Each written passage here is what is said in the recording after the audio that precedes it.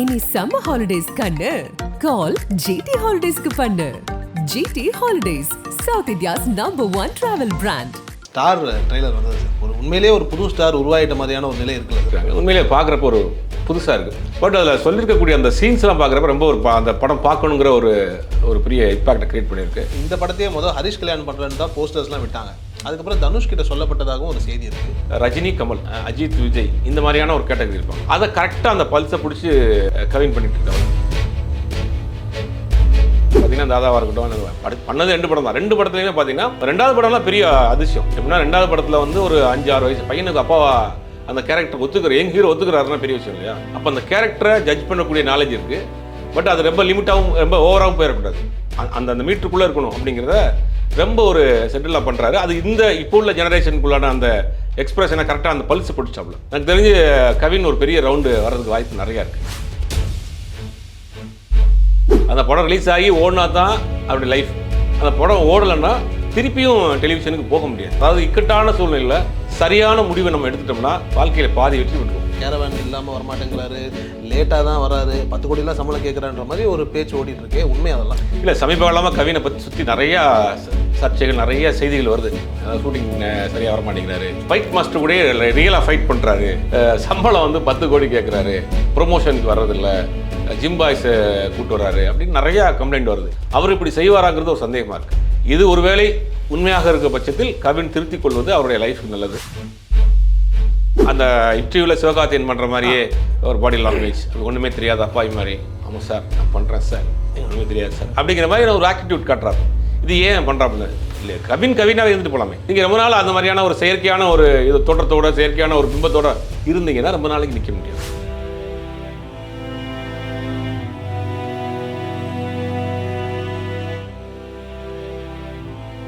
ஆகாயம் நேயர்களுக்கு வணக்கம். நான் உங்கள் அஷ்ரஃப். இன்று நம்மோடு இருப்பது சினிமா மற்றும் அரசியல் விமர்சகர் திரு சுபேர் அவர்கள். வணக்கம் சார், எப்படி சார் இருக்கீங்க? நல்லா இருக்கேன். ஸ்டார் ட்ரெய்லர் வந்தது சார். ஒரு உண்மையிலேயே ஒரு புது ஸ்டார் உருவாயிட்ட மாதிரியான ஒரு நிலை இருக்குல்ல சார்? பார்க்கும்போது கவினை பார்க்கும்போது வழிகள் நிறைந்த பொழுதிலும் இளமை குறைந்த பொழுதிலும் வீரன் வால் எடுக்க தயங்குவதிலும் இந்த ட்ரெய்லரில் ஃபைனலில் முடிச்சிருக்காங்க. உண்மையிலேயே பார்க்குறப்போ ஒரு புதுசாக இருக்குது. தமிழ் சினிமாவில் சமீப காலமாக அந்த மாதிரி ட்ரக் மாஃபியா ஃபைட் இந்த மாதிரியான காட்சிகளாக பார்த்துக்கிட்டு இருக்கிற நேரத்தில் ஒரு ப்ளசண்ட்டாக ஒரு படம். ரொம்ப நாளைக்கு ஒரு 90s இருக்கக்கூடிய ஹிந்தி படங்கள் இந்த மாதிரி இருக்கும். இந்த தில், ரங்கீலா, தால் இந்த மாதிரி படங்கள்லாம் இருக்கும். அந்த ஒரு பேட்டர்னில் ஒரு மேக்கிங் ஏறக்குறைய அந்த மாதிரி தான் இருக்குது. பட் அதில் சொல்லியிருக்கக்கூடிய அந்த சீன்ஸ்லாம் பார்க்குறப்ப ரொம்ப அந்த படம் பார்க்கணுங்கிற ஒரு பெரிய இம்பாக்டை க்ரியேட் பண்ணியிருக்கு. குறிப்பாக நம்ம சொல்லணும்னா அந்த ஃபஸ்ட் ஷார்ட்டில் ஒன்று வச்சுருப்பாங்க. பாரதியாருக்கு மீசி இல்லாமல் ஸ்டேஜில் வருவாங்க. நடிக்கிற நடிப்பில் மீசியருக்கு தெரியக்கூடாது அப்படிங்கிற மாதிரி நான் ஒரு வசனம் இருக்கும். டோட்டலாக பார்க்குறப்ப ஒரு பெரிய எதிர்பார்ப்பை இந்த ட்ரெய்லர்கள் ஏற்படுத்தியிருக்கு. இதை பார்க்குறப்ப இப்போ நீங்கள் இந்த 90s இருக்கக்கூடிய பாலிவுட் படங்கள் அப்படின்னு சொன்னீங்களே சார், பெரும்பாலும் ஆக்டிங் இன்ஸ்டிடியூஷன்ஸ் அப்படின்னாலே மும்பையை தான் சொல்லுவாங்க. குறிப்பாக இப்போ கேஎன்கே ஃபிலிம் இன்ஸ்டிடியூட் இந்த மாதிரி சில இன்ஸ்டிடியூட்ஸ்லாம் சொல்கிறாங்க. அங்கே படித்தாலே ஒரு கௌரவம், ஒரு மிகப்பெரிய பெருமைங்கிற மாதிரியான ஒரு நிலையெல்லாம் சொல்கிறாங்க. இந்த ட்ரெய்லரில் அதில் ஒரு பதிவு ஒன்று இருக்கும். அந்த இன்ஸ்டிடியூஷனை பற்றி இல்லைனா கூட இங்கே கற்றுக்கணும் அப்படின்னா கூட காசு வேணும் போல இருக்குங்கிற மாதிரியான ஒரு நிலை இருக்குது. நம்ம ஊரில் பெருசாக ஆக்டிங் ஸ்கூல்ஸை பற்றின ஒரு பெரிய படங்களோ இல்லை விழிப்புணர்வோ இல்லை. பாம்பேயை டச் பண்ணி அந்த கதை காலத்துலேருந்து அதை கொண்டுட்டு வராங்கன்ற மாதிரியான ஒரு நிலை இருக்கும்போது என்ன சிக்கல்கள் இருக்கும் அங்கே போய் நடிகர்கள் கற்றுக்கிறதுக்கு? இல்லை, நடிப்புக்கு பெருசாக எனக்கு தெரிஞ்சு கற்றுக் கொடுத்தலாம் நடிப்பு வராது. கொஞ்சமாவது இருக்கணும். இந்த பாடுறது இயற்கையாக குரல் வளம் இருந்தால் தான் பாட முடியும். ஆக்டிங் அது மாதிரி தான். நீங்கள் என்ன தான் நீங்கள் ஆக்டிங்காக இருந்தாலும் ஒரு 10% உங்களுக்கு பர்சனலாக அந்த இருந்தால் தான் வரும். அப்படிங்கிற நடிப்புங்கிறது ஒரு பேசிக் சொல்லிக் கொடுக்கலாம். எப்படி பார்க்கலாம், எப்படி உட்காரலாம், எப்படி எந்திரிக்கலாங்கிற பேசிக் சொல்லிக் கொடுக்கலாம் இல்லையா? இன்ஸ்டியூட்ன்ற பார்க்குறப்ப தமிழ்நாட்டில் ஃபிலிம் சேம்பர் இன்ஸ்டியூட் இருந்துச்சு. அங்கே தான் ரஜினிகாந்த் படித்தார். நிறைய ஆர்டிஸ்ட் அங்கே படித்தவங்க தான். தரமணியில் தமிழ்நாடு கவர்மெண்ட்டோட இன்ஸ்டியூஷன் இருக்குது. அதுலேயும் நிறைய பேர் படிச்சிருக்கிறாங்க. சிவராஜ்குமார்லாம் அங்கே படித்தவர் தான். தலைவாசல் விஜய் நிறைய பேர் அங்கே படித்தவங்க தான். இன்ஸ்டியூஷனுங்கிறது தமிழ்நாட்டை பொறுத்தவரைக்கும் இப்போ கூத்துப்பட்றையில் இன்ஸ்டியூஷனை காட்டிலும் அது நிறையா ஒர்க் ஷாப் நிறையா பண்ணுறாங்க. நிறைய வெளியில் கூட்டு போகிறாங்க. லைவ் ப்ளே கொண்டு போய் அட்டன் பண்ண வைக்கிறாங்க. நிறைய தமிழ்நாட்டை பொறுத்த வரைக்கும் அந்த மாதிரியான சிக்கல். வடநாட்டில் பார்த்தீங்கன்னா புனேயில் தான் இருந்தது இன்ஸ்டியூட். ஃபிலிம் இன்ஸ்டியூட் அதான் பெரிய லெவலில் இருந்தது. பால் மகேந்திராவும் அங்கே தான் படித்தார். ஆனால் இப்போ நிறையா ப்ரைவேட் இன்ஸ்டியூஷன் வர ஆரம்பித்த பிறகு தான் இந்த மாதிரி பணம் பறிக்கக்கூடிய ஒரு வேலையை ஆரம்பிச்சிட்டாங்க. ஒரு பெரிய பேக்கேஜ் கேட்குறாங்க. ஒரு ஷார்ட் டைம், ஒரு 10 months கோர்ஸு, ஒரு 6 months கிராஸ் கோர்ஸ் மாதிரி கேட்குறாங்க. அது பெரிய அமௌண்ட் தேவைப்படுது. எனக்கு என்ன கேட்டால் அந்த அளவு அது மாதிரி தேவையில்லை. நீங்கள் அந்த மாதிரி போக வேண்டிய அவசியம் இல்லை. செல்ஃபாகவே நீங்கள் இப்போ டெவலப் பண்ணிக்கலாம். ஒரு ஆர்டிஸ்ட்டை பார்க்குறோமோ அந்த காலத்தில் யார் சிவாஜியாக இருக்கட்டும், எம்ஜிஆர் இருக்கட்டும், எந்த இன்ஸ்டியூட்டில் படித்தாங்க? இன்றைக்கி வரைக்கும் பெருசாக பேசப்படலையா நமக்கு? வடிவேல் எந்த இன்ஸ்டியூட்டில் படித்தார்? வடிவேல் மாதிரி உடல் மொழியோடு இன்றைக்கி நடிக்கக்கூடிய ஒரு ஆர்டிஸ்ட் தமிழ் சினிமாவில் அந்த இடம் அப்படியே இருக்குது. அப்படி வடிவேல் எந்த இன்ஸ்டியூட்டில் படித்தார்? ஆக்டிங்கை பொறுத்த வரைக்கும் பர்சனலாகவே கொஞ்சம் இருக்கணும். அதாவது ஒரு கேரக்டரை நான் அப்சர்வ் பண்ணுற நாலேஜ் இருக்கணும், அதை அப்படியே டெலிவரி பண்ணுற நாலேஜ் இருக்கணும். இந்த ரெண்டுமே தான் போதும். நீங்கள் ஒரு கேரக்டர் உங்கள்கிட்ட சொல்கிறீங்கன்னா அந்த கேரக்டர் உள்வாங்கி இதுக்கு முன்னாடி உள்ள படங்கள் ஏதாவது ரெஃபரன்ஸ் எடுத்துகிட்டு அப்புறம் டேரக்டர் சொல்கிறத கேட்டு அப்படி பண்ணிட்டாலே போதும், ஒரு பெரிய ஆக்டராக உட்காந்துடலாம். இன்ஸ்டியூட்டில் போய் கற்றுக்கறணும். டெக்னிக்கலாக நீங்கள் இன்ஸ்டியூட்டில் கற்றுக்கிறதா இருந்தால் அதுக்கு ஒரு வேல்யூ இருக்குது. ஒரு சினிமாட்டோகிராஃபி கற்றுக்குறீங்க அப்படின்னா பேசிக் கற்றுக்கலாம். ஒரு எடிட்டிங் கற்றுக்கிறோன்னா, ஒரு சவுண்ட் காஸ்ட் கற்றுக்குறோம் அப்படின்னா அதுக்கு நம்ம போய் கற்றுக்கலாம். அந்த ஆக்டிங்கை பொறுத்த வரைக்கும், ஆக்டிங்கும் டைரக்ஷனை பொறுத்த வரைக்கும் பர்சனலாகவே அந்த நாலேஜ் இருந்தால் தான் அதை வந்து கொண்டு வர முடியும். நார்த்தில் அந்த மாதிரியான ப்ரைவேட் இன்ஸ்டியூஷன் அதில் படித்தா தான் வர முடியும் அப்படின்னா கான்டாக்ட்ஸ் கிடைக்கும், அதுக்காக போவாங்க. இப்போ பெரிய ஒரு இன்ஸ்டியூஷன் போகிறப்ப நடிக்கிறப்ப என்ன பெரிய பெரிய டேரக்டர்ஸ் என்ன பண்ணுவாங்கன்னா, ஒரு கேரக்டருக்கு ஆள் தேவைன்னா அந்த இன்ஸ்டியூட்டில் போய் செலக்ட் பண்ணிக்கிறாங்க. அந்த கான்டாக்ட் கிடைக்கும். வரைய அந்த இன்ஸ்டியூட்டில் கற்றுக்கிட்டு தான் நம்ம வந்து பெருசாக சைன் ஆகணும்னு அவசியம் கிடையாது. பெருசாக நமக்கு நாலேஜ் இருக்கணும், முயற்சிகள் பண்ணணும், நமக்கு அந்த ஒரு காலம் நேரம்லாம் சரியாக வந்துச்சுன்னா சக்ஸஸ் தான். இப்போ இந்த படத்தையே ஹரிஷ் கல்யாண் பண்ணுறன்னு தான் போஸ்டர்ஸ்லாம் விட்டாங்க. அதுக்கப்புறம் தனுஷ் கிட்ட சொல்லப்பட்டதாகவும் ஒரு செய்தி இருக்குது. இது கவின் கிட்ட வந்ததுக்கான கதை இல்லை. முதல்ல இந்த படம் கொரோனா டைம்லேயே ஆரம்பித்தாங்க. கொரோனாவுக்கு அந்த பிஆர் பிரேம காதல் முடித்தவொடனே இந்த படம் ஆரம்பித்தாங்க. அதே டீம் அப்படியே அந்த செட்டோடு ஆரம்பித்தாங்க.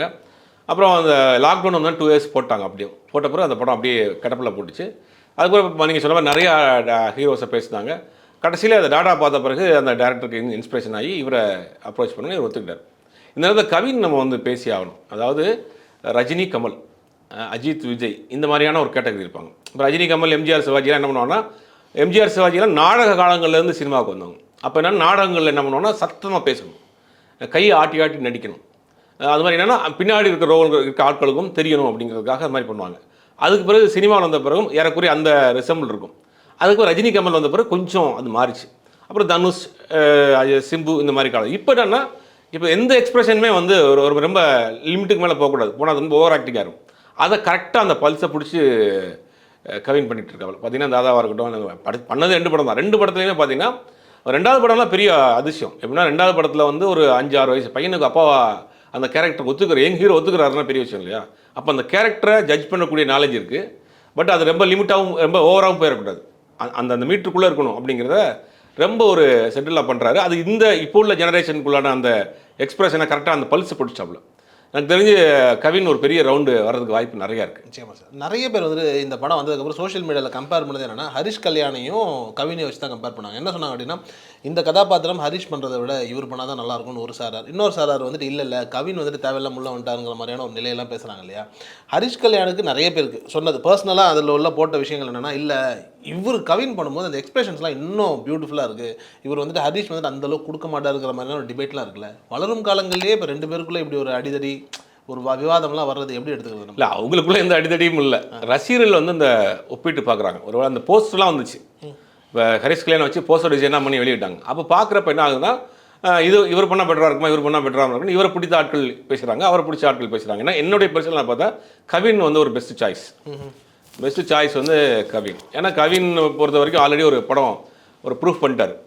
ஹரிஷ் கல்யாணம் வந்து அவர் ஒரு மாதிரியான ஒரு லவபிள் பாய் அந்த மாதிரியான கேரக்டர் தான் பண்ணிட்டு இருக்காரு. இது எப்படி பண்ணுவாருன்னு நமக்கு தெரியாது. மேபி டேரக்டருடைய அந்த நாலேஜில் இவரையும் அந்த மாதிரி கூட கொண்டு வந்திருக்கலாம். டேரக்டர் சொல்கிறது தானே பண்ண போகிறாங்க. ஆனால் இவர் அந்த கேரக்டர் ரொம்ப ஆப்டாக இருக்கார். நம்ம பார்த்த ட்ரெய்லர் பார்க்குறப்ப ரொம்ப ஆப்டாக கவின் இருக்கிறாரு. நிறைய அந்த கதையை டேரக்டர் சொல்லியிருக்காரு. நிறைய எனக்கு என்னுடைய வாழ்க்கையில் நடந்த கோஇன்சிடென்ட் நிறையா இருக்குது அப்படின்னு அந்த கவின்ட்டு டேரக்டர் சொல்லியிருக்காரு. கதையை ஃபஸ்ட் டைம் சொன்னோன்னே இந்த படம் நீங்கள் சொன்ன சீன்ஸ்லாம் என்னுடைய லைஃப்பில் பர்சனல் லைஃப்பில் நிறையா நடந்திருக்கு, நிறைய கோஇன்சிடென்ட் நடந்திருக்கு, இந்த கதை எனக்கே வந்து சேர்ந்துருச்சு அப்படிங்கிற மாதிரி பேசியிருக்காங்க. 2வது இந்த டேரக்டரை பற்றி சொல்லணும் அப்படின்னா, ஆல்ரெடி ஒரு படம் பண்ணியிருக்காரு, ஏற்கனவே காதல் பண்ணியிருக்காரு.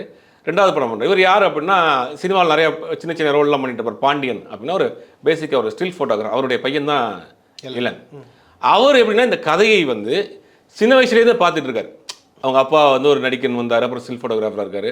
அவர் எவ்வளோ ஸ்ட்ரகிள் பண்ணியிருப்பார், எவ்வளோ மாதிரி பிரச்சனையை ஃபேஸ் பண்ணியிருப்பார், இதெல்லாம் சின்ன வயசுலேருந்து பார்த்துட்டு இருந்த ஒரு கேரக்டர். அவர் இந்த ஸ்கிரிப்டை பண்ணுறாரு.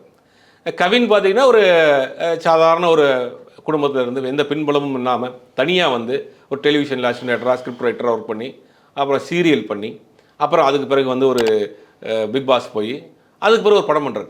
பல போராட்டங்களை சந்திச்சு வர்றார். அப்போ அந்த கவினுக்கும் இந்த டைரக்டருக்கும் ஒரே மாதிரியான ஒரு பேக்ட்ராப்லேருந்து வர்றாங்க. ஒரு போராட்டம் மிகுந்த இடங்கள்லேருந்து வந்து ஒரு இடத்துக்கு வந்து நிற்கிறாங்க. அப்போ 2 பேருக்குமே அதனுடைய வழி தெரியும். ஒரு இடத்துல ஒருத்த முன்னாடி போகிறோம் அப்படின்னா என்னென்ன மாதிரியான கஷ்டங்களை சந்திக்க வேண்டியிருக்கும், என்னென்ன பிரச்சனைகளை சந்திக்க வேண்டியிருக்கும். இப்போ டெலிவிஷனில் ஒரு பிஸியாக சரவணன் மீனாட்சின்னு ஒரு சீரியலில் பண்ணிட்டு இருக்காரு. அது டெய்லி ஒரு இன்கம் வரக்கூடிய ஒரு இடம், பெரிய இடத்துல இருக்கிறார், வருமானங்கள் வந்துட்டு இருக்கு, செட்டில் அப்படி போயிருக்கலாம். அடுத்த கட்டமாக ஒரு ஹீரோங்கிற ஒரு பொசிஷனுக்கு வரப்போ முதல் படம் ரிலீஸ் ஆகிறதுக்கு 4 வருஷம், ஒரு படத்தில் கமிட் ஆகிட்டு அந்த படம் ரிலீஸ் ஆகிறதுக்கு 4 வருஷம் ப்ராசஸ் போகுது. அந்த படம் ரிலீஸ் ஆகி ஓடினா தான் அவருடைய லைஃப். அந்த படம் ஓடலைன்னா திருப்பியும் டெலிவிஷனுக்கு போக முடியாது. இந்த இடங்களில் அவர் முடிவு எடுக்கிறாரு, நம்ம ஸ்டடியாக நம்ம இங்கே தான் இருக்கணும், எந்த விதமான சிக்கல் வந்தாலும் போகக்கூடாது. அதாவது இக்கட்டான சூழ்நிலையில் சரியான முடிவை நம்ம எடுத்துட்டோம்னா வாழ்க்கையில் பாதி வெற்றி பெற்றுருவோம். அது வந்து எல்லாருக்குமே பொருந்தும். ரொம்ப ஒரு குழப்பமான ஒரு நேரத்தில் வந்து நம்ம ஒரு முடிவு எடுக்கிறோம் இல்லையா, அந்த முடிவு வந்து சரியான முடிவாக இருந்துட்டோம், சரியான முடிவாக அதை வந்து ஒரு தீர்க்கமான முடிவாக எடுத்துட்டோம் அப்படின்னா நம்ம வாழ்க்கையில் பாதி சக்ஸஸ். அதை வந்து கவின் வந்து எடுத்தார். இந்த பக்கம் வருமானம் வந்துட்டு இருக்கு, ஒரு ஸ்டாண்டர்டாக ஒரு பிஸ்னஸ் இருக்குது, ஒரு வருமானம் இருக்குது, சீரியல் பண்ணுறோம், ஷோ பண்ணுறோம், அது இன்னும் நிறையா போயிட்டுருக்கு. அந்த நேரத்தில் அதை ஸ்டாப் பண்ணிட்டு படத்துக்கு வர்றாரு. படம் கமிட் ஆகிட்டார். படம் ரிலீஸ் ஆகிறதுக்கு 4 வருஷம் அந்த கேப் இருக்குது. ஆனால் அந்த கேப்பை வந்து நம்ம திருப்பி என்ன பண்ணுவோம், படம் ஓடலைன்னா திருப்பி இங்கேயும் போக முடியாது, இங்கேயும் ஒரு கேப் விழுந்துடும். ஆனால் அந்த நேரத்தில் ஒரு முடிவு எடுக்கிறார், நடித்தா படம் தான், என்ன பிரச்சனைனாலும் பார்த்துக்கலாம் அப்படின்னு ஒரு தைரியமான ஒரு முடிவு எடுக்கிறார் இல்லையா, அதுதான் இன்றைக்கி வந்து இங்கே கொண்டு வந்துட்டுருக்கு. அப்புறம் 2வது நிறையா ஒர்க் ஷாப் பண்ணுறாரு அப்படின்றாங்க. கதைகள் கொடுக்குறப்ப ஸ்கிரிப்டை ஃபுல்லாக படிச்சுட்டு அந்த கதையை வந்து தன்னைத்தானே கொஞ்சம் டெவலப் பண்ணிக்கிறார். அதுக்கு பிறகு ப்ரெசென்ட் பண்ணுறப்போ வந்து வித்தியாசமாக இருக்குது, டேரக்டர் எதிர்பார்த்த காட்டில் கொஞ்சம் பெட்டராகி பண்ணுறாரு.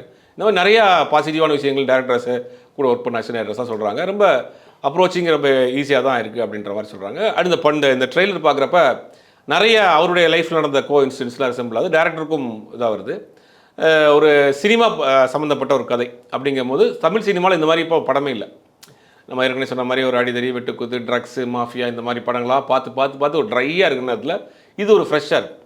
இப்போ புதுசாக ஒரு 18லேருந்து ஒரு 20-25 வயசுக்குள்ளே படம் பார்க்குற ஆடியன்ஸ்க்கு வந்து இந்த படம் வந்து ஒரு ரொம்ப பிடிக்கும். ஒரு மோட்டிவேஷனல் ஸ்டோரியாக தான் இருக்குது. அதாவது தனி மனிதனாக முன்னேறி வாழ்க்கையை ஜெயிக்கக்கூடிய ஒரு கதை. எல்லாரும் பெரும்பாலும் அந்த மாதிரியான ஏதாவது ஒரு ஆசையை நோக்கி, ஏதாவது ஒரு இலக்கை நோக்கி போயிட்டே தான் இருப்பாங்க. அவங்களுக்கு இது ஒரு பூஸ்டராக இந்த படம் இருக்கும். ஏன்னா அந்த மாதிரியான காட்சியில் இருக்குது. 2 வசனங்கள் ட்ரெய்லர் பார்க்குறப்ப ரொம்ப ஷார்ப்பாக இருக்குது. ஏன்னா இந்த வயசில் இவ்வளோ மெச்சூரான வசனங்கள் எழுதியிருக்காரு. பார்த்தா அவர் ரொம்ப கம்மியாக தான் இருக்குது ஏஜ்.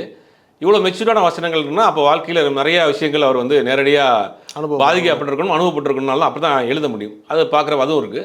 ஒரு பெரிய இருக்குது. இந்த மேக்கிங் பார்த்தீங்கன்னா ஒரு 90-95 காலங்களில் ஹிந்தியில் வந்து இந்த மாதிரியான மேக்கிங் நிறையா இருந்துச்சு. ஆனால் அதை வந்து இப்போ அதே மாதிரி இல்லாட்டியும் கூட இப்போ உள்ள கரண்ட் சுச்சுவேஷன் தகுந்த மாதிரி கொஞ்சம் மாற்றி கிராண்டாகவே இருக்குது. வெளிநாட்டில் போய் படம் வளர்க்கலை, கோடிகள் போட்டு படம் பார்க்கல, முழு படமும் வெளிநாட்டுலாம் எடுத்துட்டுறாங்க. அந்த படம்லாம் பெருசாக ஒன்றும் இல்லை. ஆனால் சொன்ன கதையை சொன்ன இடத்துல வச்சு ரொம்ப அழகாக பண்ணியிருக்கிறாங்க. இப்போது கவின் வந்துட்டு இந்த ஸ்டார் படம் பண்ணுறாரு, உண்மையிலே ஒரு ஸ்டார் ஆகிட்டாருங்கிற அந்த ஒரு போதையோ இல்லை மமதையோ மண்டியில் ஏறிட்டு இருக்குமோ? ஏன்னா இப்போ வந்துட்டு இதுக்கப்புறம் கேரவேன் இல்லாமல் வரமாட்டேங்கிறாரு, லேட்டாக தான் வராரு, 10 கோடிலாம் சம்பளம் கேட்குறான்ற மாதிரி ஒரு பேச்சு ஓடிட்டு இருக்கே, உண்மை அதெல்லாம் இல்லை? சமீப காலமாக கவினை பற்றி சுற்றி நிறையா சர்ச்சைகள், நிறைய செய்திகள் வருது. அதாவது ஷூட்டிங் சரியாக வரமாட்டேங்கிறாரு, ஃபைட் மாஸ்டர் கூட ரியலாக ஃபைட் பண்ணுறாரு, சம்பளம் வந்து 10 கோடி கேட்குறாரு, ப்ரொமோஷனுக்கு வர்றதில்லை, ஜிம் பாய்ஸை கூட்டு வர்றாரு அப்படின்னு நிறையா கம்ப்ளைண்ட் வருது. எனக்கு தெரிஞ்சு பர்சனலாக ஒரு கீழ்மட்டத்திலேருந்து தனியாக போராடி தத்தி குத்தி வந்திருக்காரு. ஒரு படம் தான் ஹிட்டு, அதாங்கன்னு ஒரு படம் பெரிய சொல்லப்பட்டிருக்கு, அடுத்த படம் கமிட் ஆகிருக்காரு. அவர் இப்படி செய்வாராங்கிறது ஒரு சந்தேகமாக இருக்குது. இப்போ இவர் வேணும்னே யாரையாவது இவரை வந்து இந்த அடுத்த கட்ட வளர்ச்சிக்கு போகிறப்ப இவர் கவினுடைய பெர்ஃபார்மன்ஸ் நல்லா இருக்குது, அடுத்தடுத்து சூஸ் பண்ணுற கதைகள் நல்லா சூஸ் பண்ணுறாரு, பெரிய ஓப்பனிங் இருக்குது, எதிர்பார்ப்புகள் இருக்குது. அப்படிங்கிற போது இவரை வந்து காலி பண்ணுறதுக்கு ஒரு கும்பல் வேலை செய்தோங்கிற ஒரு சந்தேகம் இருக்குது. ஏன்னா அடுத்த எல்லா தொழிலையுமே நடக்கக்கூடிய விஷயம்தான். ஒருத்தர் முன்னாடி வர்றப்ப அடுத்த இடத்த பிடிக்க போகிறாருன்னா அது ஏதோ ஒரு வேலை பண்ணுறாங்களோன்ற சந்தேகம் இருக்குது.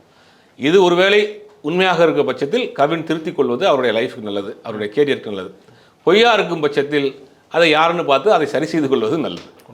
ஆனால் இப்போ வந்துட்டு அடுத்த சிவகார்த்திகேயன் மாதிரியான ஒரு பிம்பம் அவரே கொடுக்க ஆரம்பிக்கிறாரோ? இப்போ இந்த படத்துலையும் பாருங்களேன், ரெமோவில் பண்ண மாதிரி ஒரு லேடி கெட்டப்பு, அதே மாதிரி வந்துட்டு பெரிய பெரிய ஆட்களோட ஒரு இன்டர்வியூஸ் கொடுக்கறது கூட. இப்போ முன்னெல்லாம் வந்து ஒரு லாஜிக்காக வந்து ஒரு நார்மலான ஆங்கர்ஸோட வந்து இன்டர்வியூ பண்ணலாங்கிற மாதிரியான ஒரு சிந்தனை இருந்திருக்கும். இப்போ பாருங்களேன், கொடுத்தா இவரோட தான் கொடுப்பேன், இந்த மாதிரியான ஒரு நிலையில் தான் இருப்பங்கிற மாதிரி டிமாண்ட்ஸ்லாம் வைக்கிற மாதிரி. நானும் 2-3 இன்டர்வியூவில் பார்த்தேன்.